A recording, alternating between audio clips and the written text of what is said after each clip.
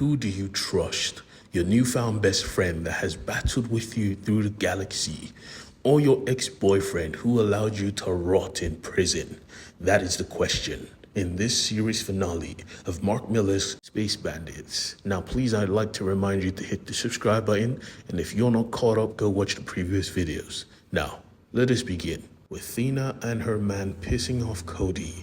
Now, Cody was the genius of the group, so she needed to focus. She needed assurance. She wanted to know the plan all over again, even after they've covered it 50 times. Regardless though, he told her the plan, down to the letter. Due to his access with the royal carnivorous princess, he was allowed into every facet of this kingdom, even the central bank, which is why he knew the layout of the security system.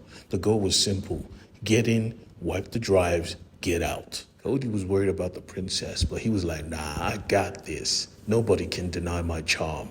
Come to find out, behind the scenes, he was actually planning with Kaiser. You know, Kaiser, the one who shot our girl Cody in the chest.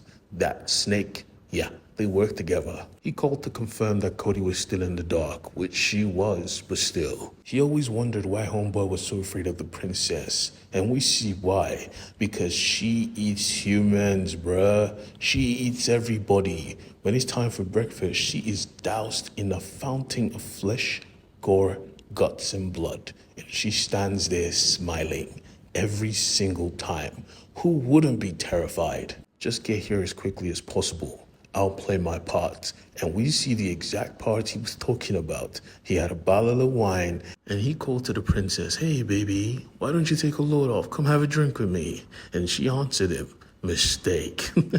Cody, on the other hand, had a plan. You see, she followed her plans to the letter, and she was in her ship, Invincible, stealing the money from the bank's vault. Thena, on the other hand, knew danger. She knew by the looks of things all the guards here could kill them in seconds. They had to move quickly. They had to be careful. Everything was following the plan as usual, but still, Cody was still locked in. She wasn't getting distracted. The problem came when they found out the security protocols they had were not enough. You see, something was changing.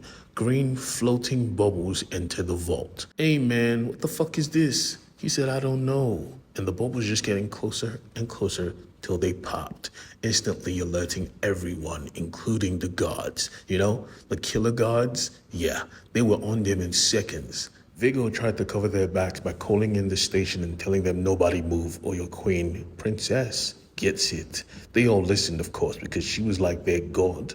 But the security guards did not give a fuck. They